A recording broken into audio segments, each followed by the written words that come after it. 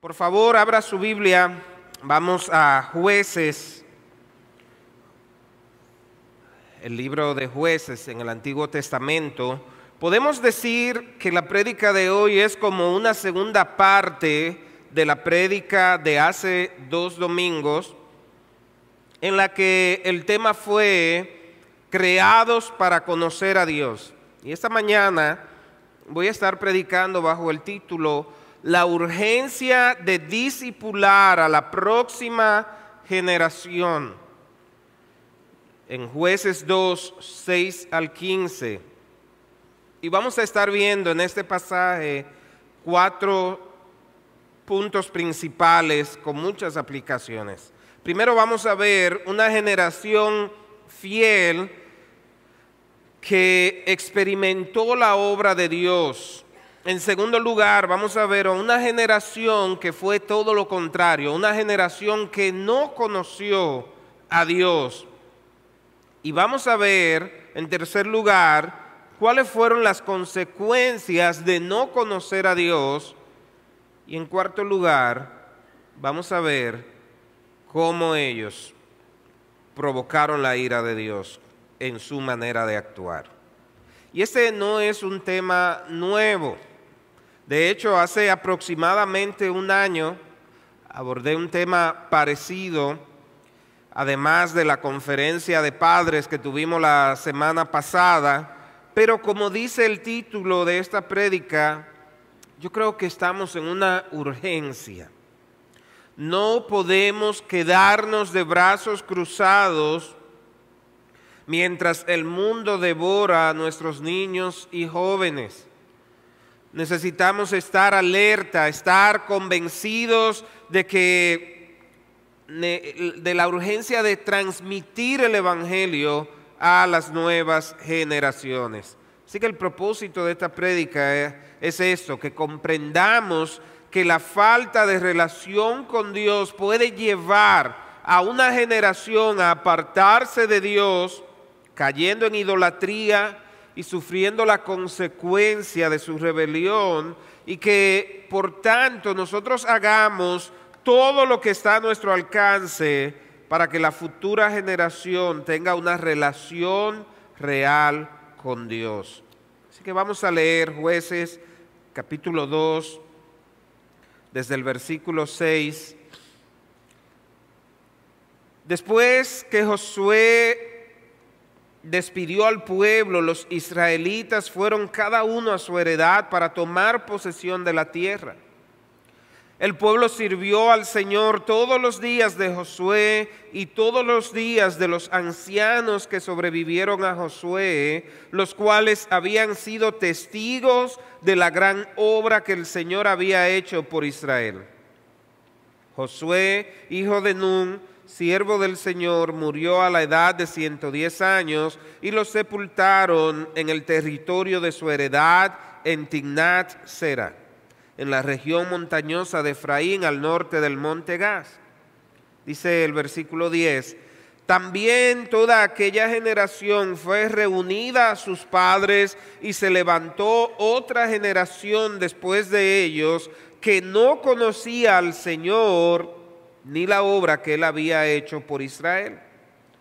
Entonces los israelitas hicieron lo malo ante los ojos del Señor y sirvieron a los Baales, abandonaron al Señor, el Dios de sus padres que los había sacado de la tierra de Egipto, y siguieron a otros dioses de entre los dioses de los pueblos que estaban a su derredor.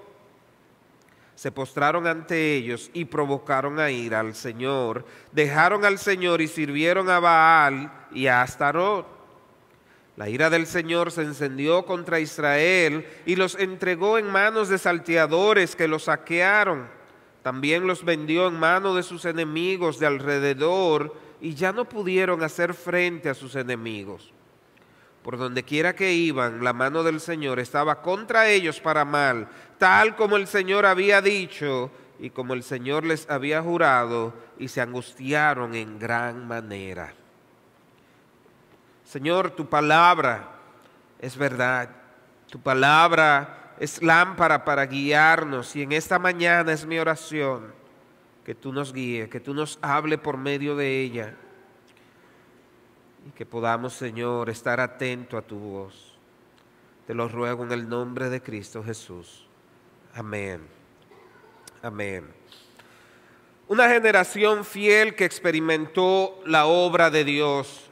Como muchos de ustedes saben, Josué toma el mando y conduce a los israelitas a la tierra prometida después de la muerte de Moisés. Rol que cumplió con fidelidad e integridad. Y vemos la fidelidad de Josué en el acto de consagrar obedientemente al pueblo antes de la invasión de la tierra prometida y nuevamente después de la derrota en Hai. Pero si hay un momento en el que la fidelidad de Josué a Dios es expuesta, es al final del libro que lleva su nombre, cuando él reúne al pueblo por última vez y narra las hazañas de Dios a favor de su pueblo. Y es en aquel discurso donde Josué exhorta a la gente a abandonar sus ídolos y a permanecer fieles al pacto que Dios hizo con ellos en el monte Sinaí. Y mire cómo él les dice estas palabras que son tan citadas. Y si no les parece bien servir a Jehová, escojan hoy a quién han de servir. Si a los dioses que sirvieron sus padres, que estaban al otro lado del río, o a los dioses de los amorreos en cuya tierra habitan, pero yo y mi casa serviremos a Jehová. Ese hombre estaba convencido de que quería estar firme sirviendo a Dios. La generación de Josué es una generación que conquistó la tierra prometida que Dios le entregó al pueblo de Israel después de pasar 40 años en el desierto. Y en consecuencia es una generación que logró muchas hazañas, proezas, hombres y mujeres esforzados y valientes que creyeron en Dios y en las promesas que Dios les había hecho. Fue una generación que vio las maravillas de Dios, una generación que vio caer los muros de Jericó por el poder de Dios. Ellos pelearon grandes batallas contra ejércitos mucho más numerosos y mucho más fuertes que ellos, solamente confiando en Dios, y Él les dio la victoria. Ahora bien, el hecho de que en Jueces capítulo 2 versículo 10 diga que se levantó otra generación que no conocía al Señor ni la obra que Él había hecho por Israel, esto es un punto clave en la narrativa del libro de Jueces. Este versículo marca la transición de una generación fiel a una generación que se apartó de Dios. Y este es nuestro segundo punto. Una generación que no conoció al Señor. Ahora, este no conocer no significa ignorancia total, sino indiferencia y desconexión espiritual. Es una falta de reverencia, de amor y de obediencia a Dios. Como vimos hace 2 semanas en la Biblia, la palabra conocer no se trata solo de tener información sobre Dios, sino de una relación personal y experiencial con Él. Y en este caso, el problema no era que esta nueva generación no tenía conocimiento de quién era Dios, no era que ellos nunca habían oído hablar de Dios. El problema era, en primer lugar, que ellos no tenían una relación viva con Dios. Ellos no habían experimentado de manera vívida lo que significa estar cerca de Dios, a pesar de haber oído a sus padres contar las maravillas de Dios. Ellos no asumieron una búsqueda real en su corazón. En segundo lugar, eso también implica que ellos no valoraron el pacto de Dios con el pueblo de Israel. No se comprometieron con el Dios que les había librado a sus padres de la tierra de Egipto. Ellos desearon seguir su propio camino, desearon hacer las cosas a su propio modo, desechando totalmente lo que Dios les había mandado. Y en tercer lugar, ese no conocer implica que ellos no recordaban sus obras, olvidaron las obras de Dios, no consideraban lo que Dios había hecho por Israel en la historia.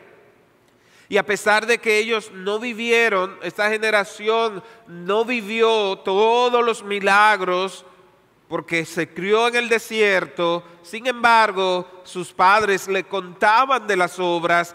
En Israel había mucha tradición oral, así que de seguro ellos habían escuchado la manera en la que Dios había rescatado con poder al pueblo de Egipto y lo había introducido en la tierra prometida.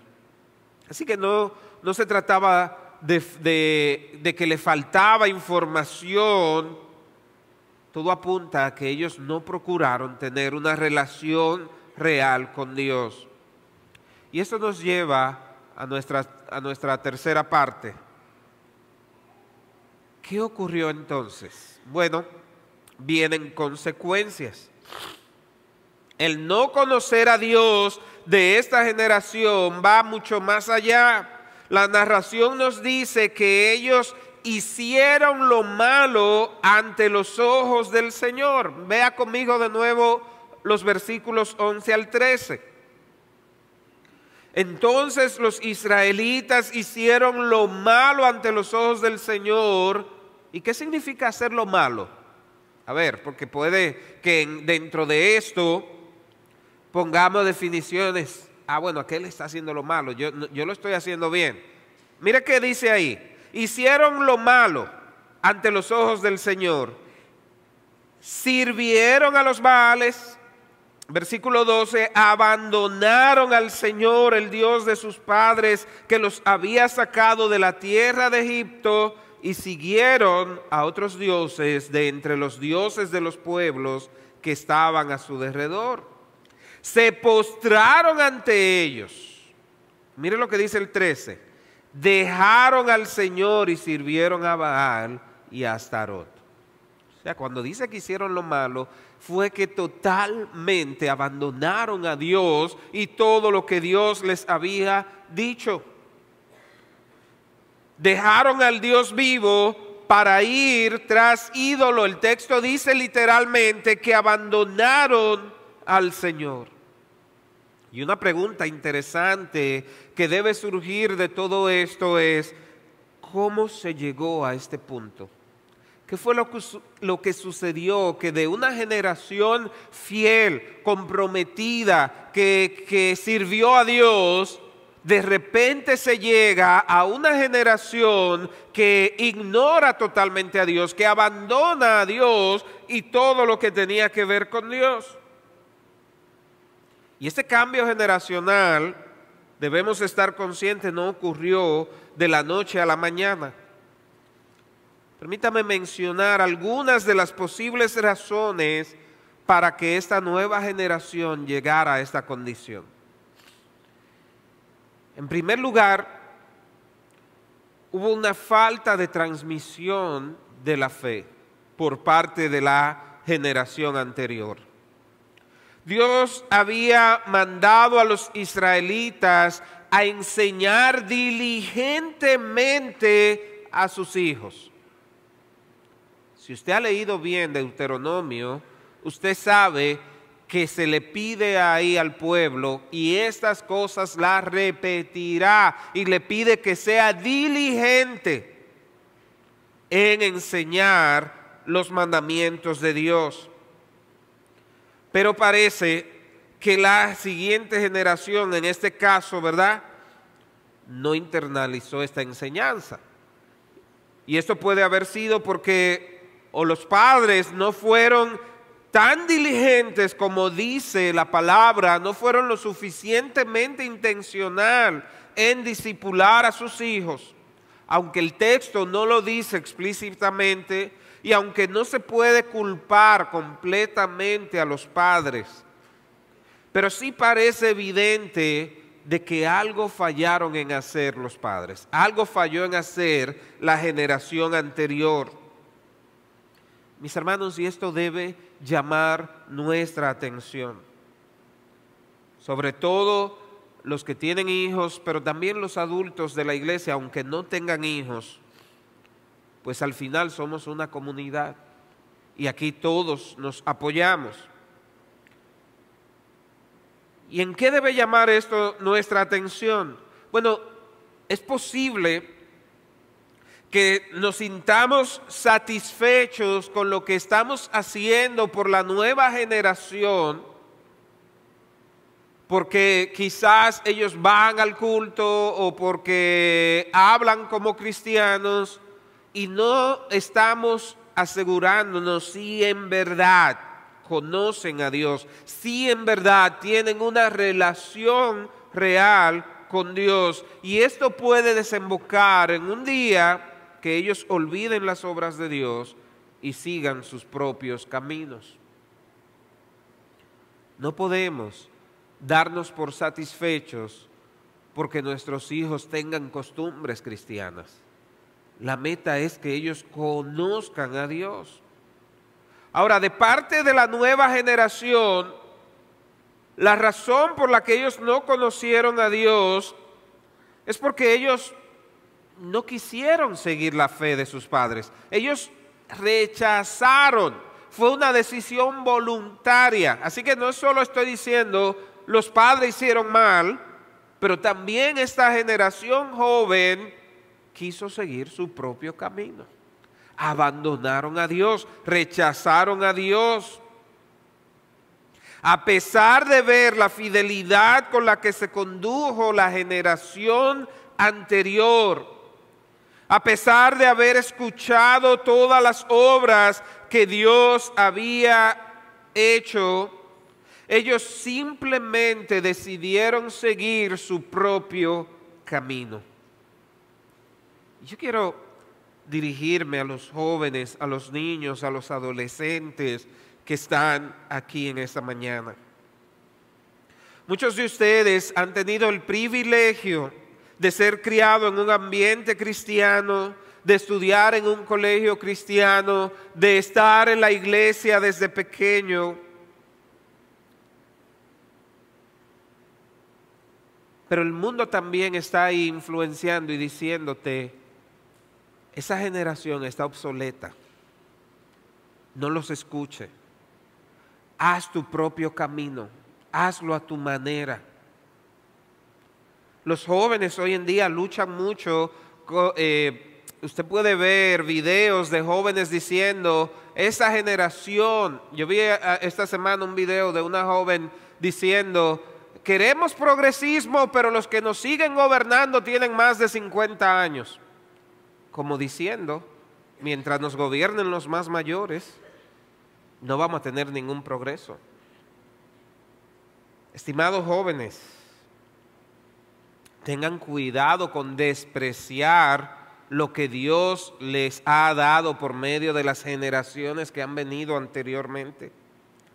La fe no es una heredad, lo vamos a ver más adelante. Tú tienes que cultivar tu propia relación con Dios. No se trata de lo que creen tus padres, simplemente es lo que Dios quiere obrar en ti también, cómo tú puedes cultivar una relación con Dios. Y no te conformes con saber historias bíblicas, no es suficiente.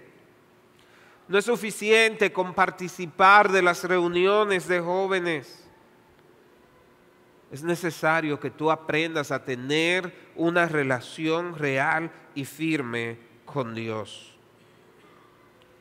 Acabamos de ver que una de las posibles razones de que esta generación no conoció a Dios fue la falta de transmisión de la fe.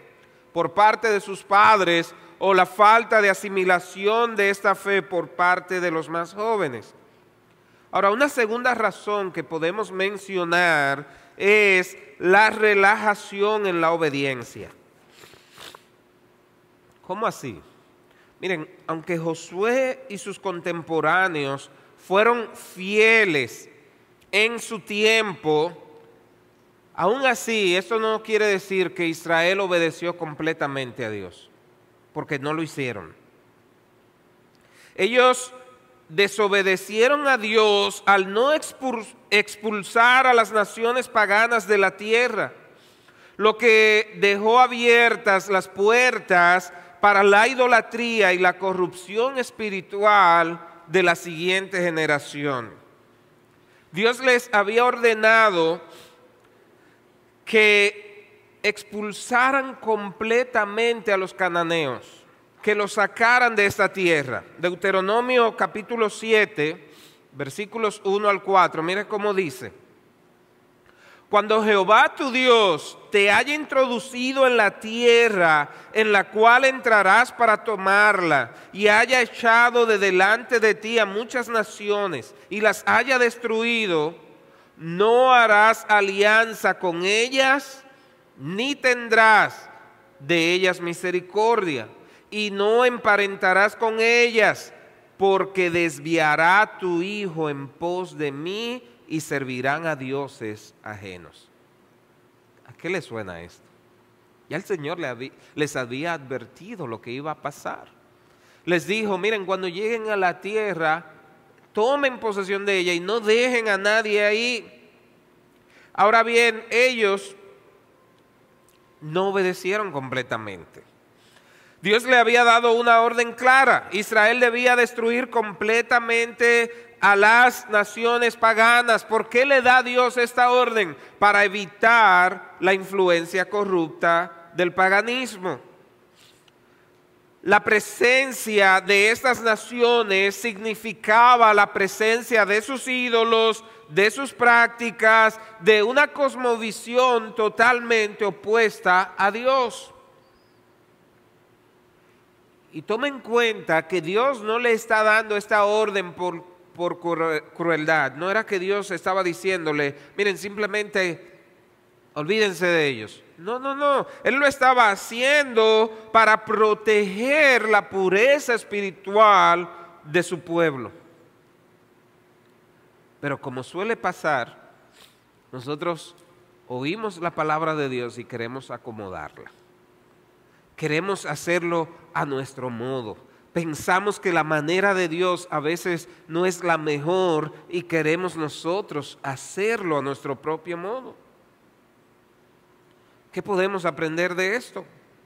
Mis hermanos, lo que Dios nos pide es obediencia. Obedecer es hacer las cosas al modo de quien nos lo está pidiendo. Ahora, obedecer no siempre es fácil, porque implica hacer las cosas que otro te está pidiendo, no lo que tú quieres, no necesariamente lo que a ti te gusta en el momento. Pero necesitamos comprender que la obediencia parcial es desobediencia. Cuando tú le dices, por ejemplo, a tu hijo: mira, yo quiero que cuando tú comas, tú dejes la cocina limpia.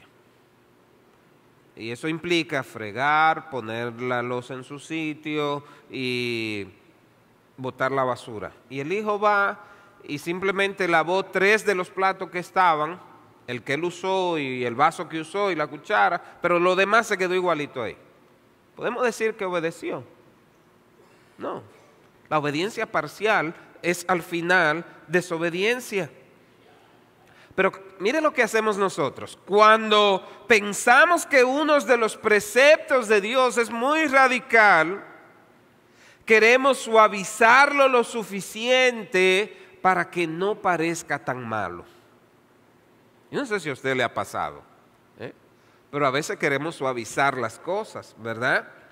Queremos ver el amor de Dios como una licencia de hacer lo que nos parece mejor.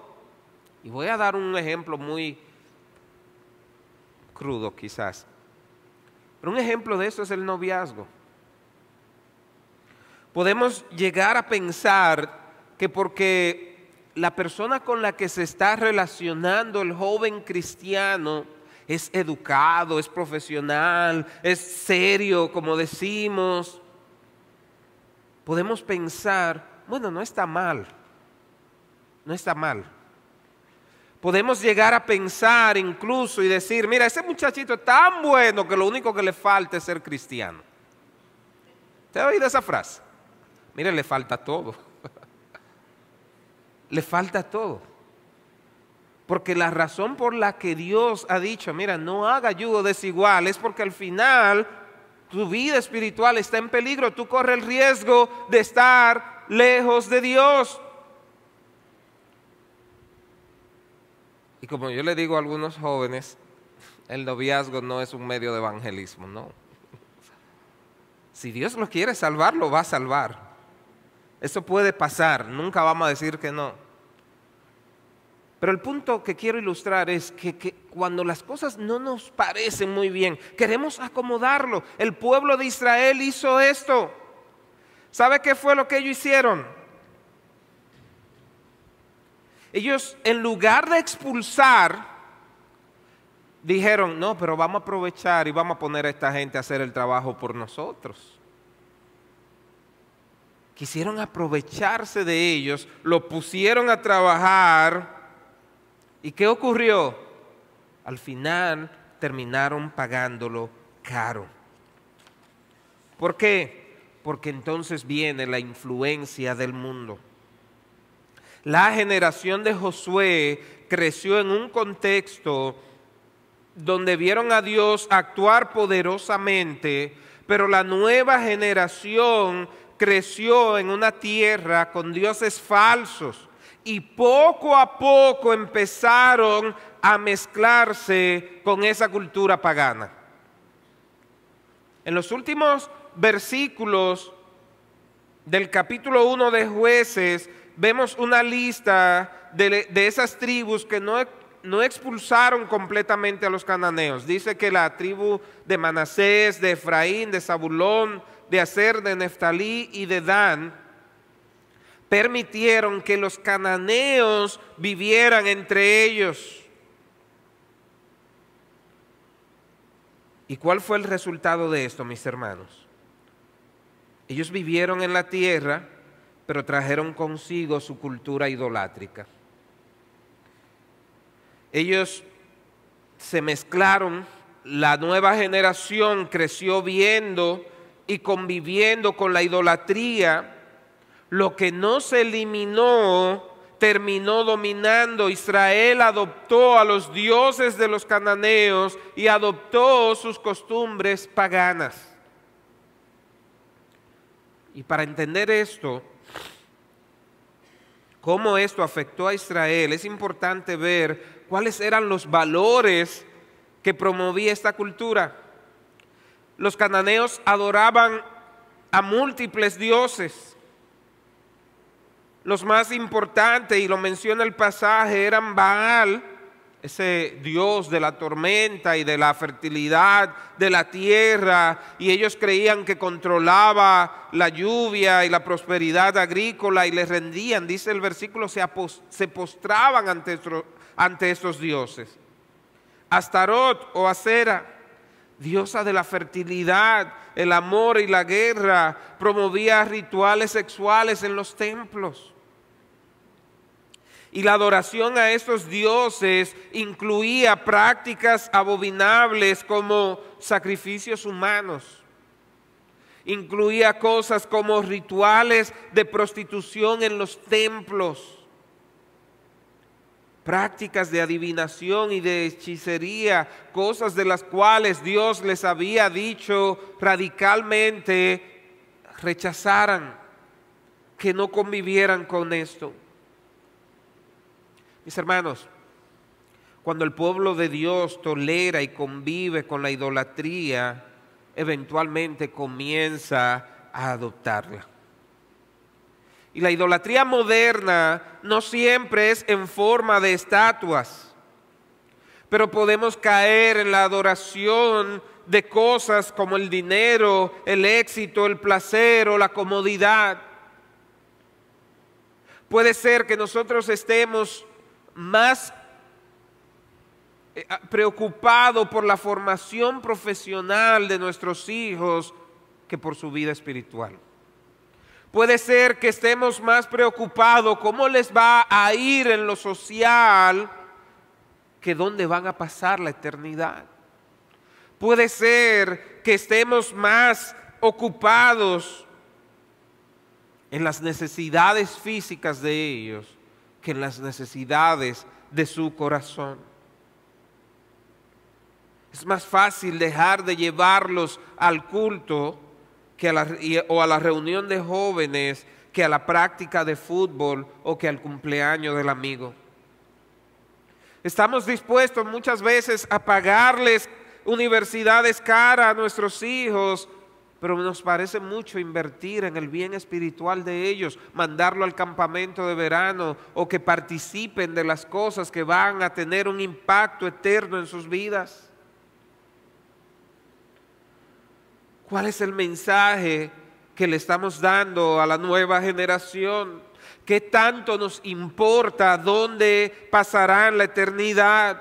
¿Cuánto estamos dejando que se adentre la influencia cultural de nuestro tiempo en nuestro hogar? ¿Qué tan alerta estamos? ¿Qué tanto estamos haciendo por cuidar a la nueva generación? Uno de los grandes males que está afectando a la iglesia hoy en día es el relativismo moral y la degradación social. En Jueces, ese mismo libro que leímos, el capítulo 17, versículo 6 dice: en aquellos días no había rey en Israel, cada uno hacía lo que bien le parecía. La cultura cananea promovía un sistema de valores donde cada quien hacía lo que quería. No había estándares, no había un sentido claro de bien y mal. Lo importante era que cada uno se sintiera bien, que cada uno recibiera el beneficio que buscaba. Y viendo esto, Israel cayó en lo mismo. Cayó en corrupción moral, cayó en apartarse totalmente de Dios. Y esto es así, hermanos, porque cuando abandonamos la autoridad de la palabra de Dios, nos volvemos como el mundo, perdemos la brújula moral. Y esta cultura actual promueve una moralidad subjetiva, donde cada quien decide lo que es correcto. Pero los creyentes debemos ser firmes en vivir conforme a la verdad de Dios, no a la moda, no a lo que dicta el mundo. No podemos servir a Dios y al mundo al mismo tiempo. Si no enseñamos activamente a la próxima generación a amar y a obedecer a Dios, ¿sabe qué va a hacer? El mundo los va a atraer de tal modo que ellos van a terminar abandonando a Dios. Ahora, yendo ya a nuestra última parte, ¿cuál fue el resultado de ellos hacer lo malo? ¿Qué resultó de ellos abandonar a Dios?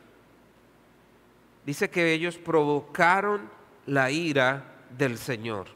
Véalo conmigo en los versículos 14 y 15 del capítulo donde leímos. La ira del Señor se encendió contra Israel y los entregó en manos de salteadores que los saquearon. También los vendió en manos de sus enemigos de alrededor y ya no pudieron hacer frente a sus enemigos. Por donde quiera que iban, la mano del Señor estaba contra ellos para mal, tal como el Señor había dicho y como el Señor les había jurado, y se angustiaron en gran manera. Y permítame hacer algunas acotaciones sobre esto. Primero, la ira de Dios no es un capricho, es su justicia, es la respuesta justa frente al pecado. frente a ellos haber abandonado a Dios. En segundo lugar, la ira de Dios no es emocional ni impulsiva como la ira humana. No fue que Dios dijo, como ustedes hicieron esto, ahora le hago esto. Ya Él les había advertido que la consecuencia de abandonar a Dios iba a ser esta. Así que ellos están ahora cosechando lo que habían sembrado. Porque es la reacción del Señor, es su reacción santa y justa contra el pecado. Cuando Israel abandonó a Dios, Él los entrega a las consecuencias de sus acciones. Dios permitió que los pueblos que ellos no expulsaron ahora se convirtieran en su enemigo. Lo que toleraron ahora los dominaba. Antes Dios peleaba sus batallas, ahora Él estaba contra ellos. Perdieron la protección y la victoria que tenían cuando obedecían a Dios. ¿Y cuál fue el resultado al final, mis hermanos? El apartarse de Dios trae dolor y vacío. Israel quedó sin identidad, sin propósito y sin esperanza. Y una vez más me quiero dirigir a los más jóvenes. Jóvenes, el mundo te va a ofrecer muchas cosas, pero cuando te alejas de Dios, cuando te apartas de Dios, lo que va a llegar es dolor, confusión, vacío. Como el joven de la parábola, el hijo pródigo, va a llegar un momento en que vas a sentir mucho placer, mucho gozo, hasta que viene entonces el dolor, el sufrimiento.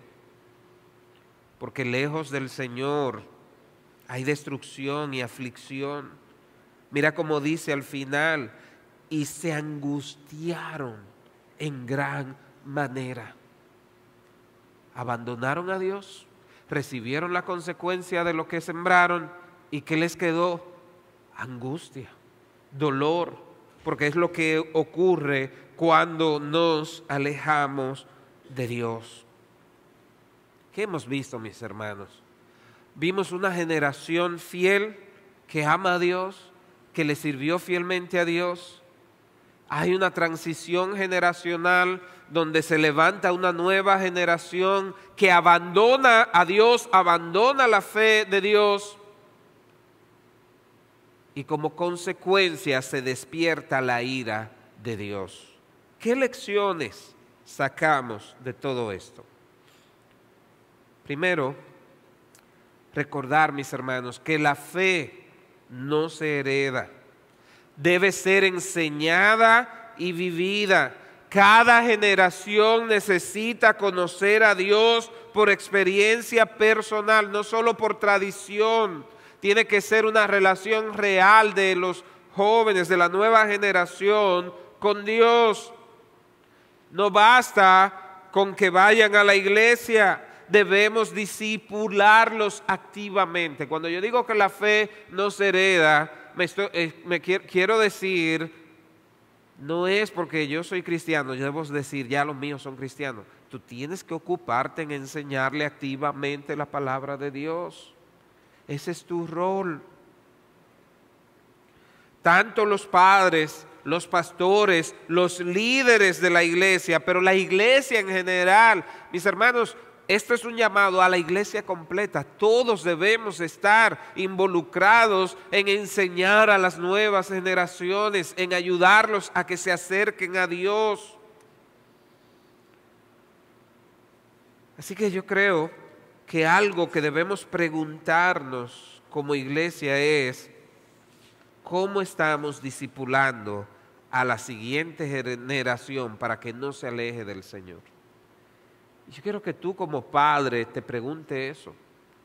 Pero como iglesia a nivel general debemos preguntarnos, ¿estamos haciendo lo suficiente para discipular a la nueva generación?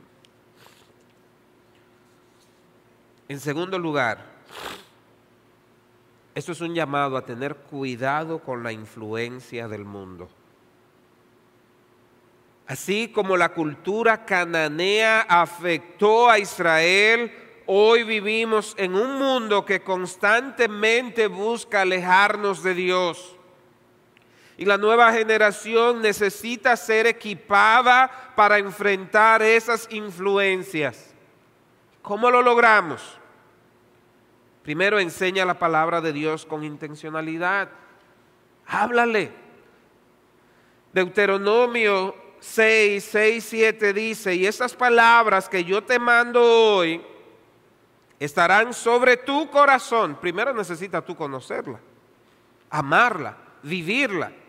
Estarán sobre tu corazón, y mira lo que dice, y las repetirás a tus hijos, y hablarás de ellas estando en tu casa, y andando por el camino, y al acostarte, cuando te levantes. ¿Qué tanto le estás hablando de la palabra de Dios? ¿Qué tanto te estás preocupando porque ellos conozcan lo que Dios espera de ellos? La fe debe ser enseñada y modelada. La enseñanza de la Biblia no debe ser a veces, debe ser una práctica constante en la vida nuestra. Modela una vida de fe auténtica. Sed imitadores de mí, así como yo de Cristo, dijo Pablo, 1 Corintios 11:1. Y quiero otra vez enfatizar esto. Miren, los jóvenes siguen el ejemplo más que las palabras. Nosotros queremos esto. Mira, haz lo que yo te digo, pero no lo que yo hago. Pero ¿sabes qué? No funciona así. Ellos hacen lo que ven, más que lo que tú le dices. Y si tú no le modelas una relación real con Dios, si tú no le modelas una fe viva, por más que tú le digas, no lo van a hacer. Si ven que somos cristianos solo de nombre, los jóvenes no van a tomar en serio la fe. Pero otra vez me dirijo a los jóvenes. Ten cuidado a quién estás imitando. No te creas lo suficientemente fuerte para decir, yo no me voy a dejar influenciar. Las personas con quienes te rodeas cuentan. Las cosas con las que alimenta tu mente, incluido la música, incluido lo que ves, los amigos, el ambiente a cual te expone, importa. Esa influencia, seas tú consciente o no, termina teniendo un impacto en tu vida. Así que ten cuidado a quién o a qué estás imitando. Por último, enseñemos a nuestros jóvenes a disfrutar a Dios. Salmo 37:4 dice, deleítate a sí mismo en Jehová y Él te concederá las peticiones de tu corazón. Yo creo que muchas veces el problema mayor ha sido que hemos olvidado que relacionarnos con Dios es deleitoso. Y estamos más ocupados en enseñarles reglas a los más jóvenes que enseñarle a tener una relación real con Dios.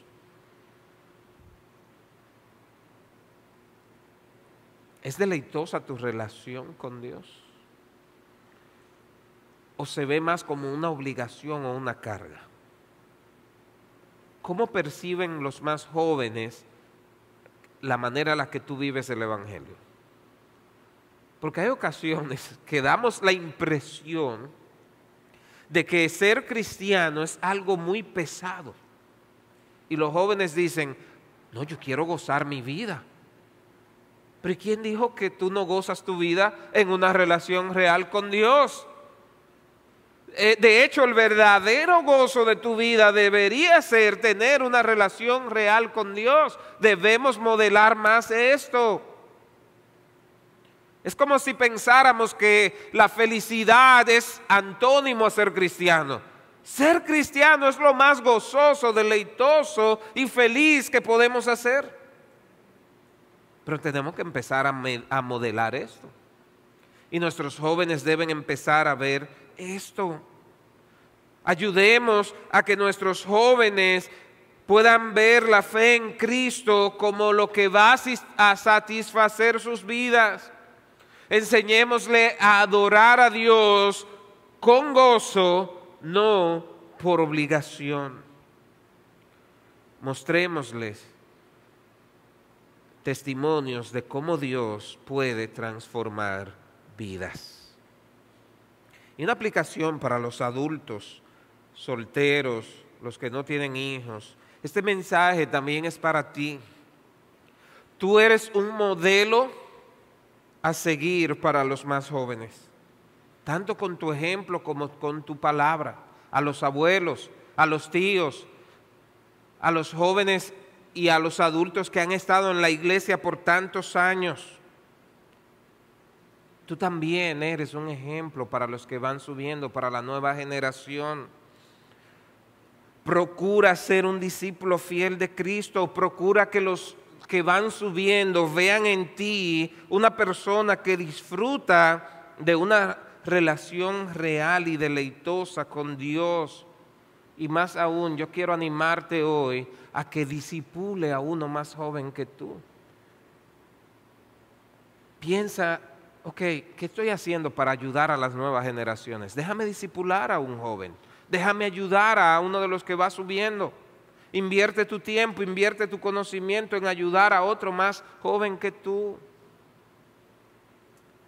Finalmente, y con esto le pido que pueden ponerse de pie. Miren, quiero concluir recordando esto, mis hermanos. Nosotros solo somos instrumentos en manos de Dios.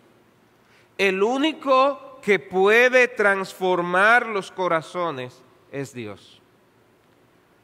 Ahora, no desmayemos en nuestra labor de anunciar el Evangelio a las nuevas generaciones, pero hagámoslo en dependencia del Espíritu Santo.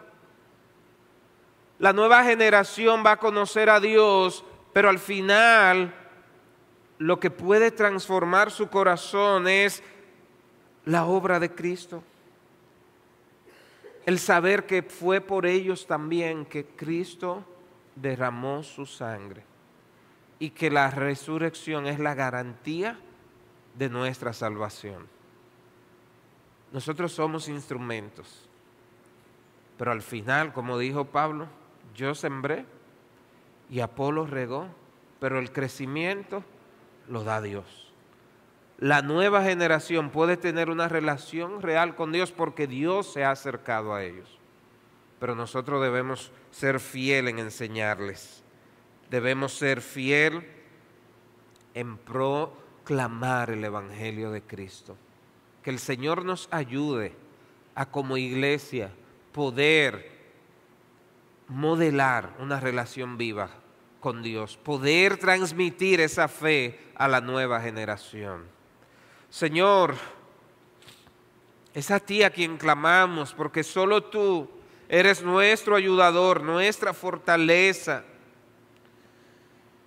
Queremos, Señor, tener una relación real, viva contigo, deleitosa, y queremos ver una nueva generación que realmente te ame, Señor. Y en esta mañana oramos, Señor, guíanos a la cruz para poder hacer esto. Para poder lograr esto, guíanos tú a ver la obra de Cristo, porque eres tú el que puede transformar los corazones. Y si hasta ahora, Señor, como padres, como iglesia, no estamos haciendo lo suficiente, si como líderes no estamos ocupándonos en transmitir la fe a la nueva generación, ayúdanos, Señor, perdónanos, que podamos asumirlo con un compromiso. Te lo suplicamos en el nombre de Cristo Jesús. Amén. Amén.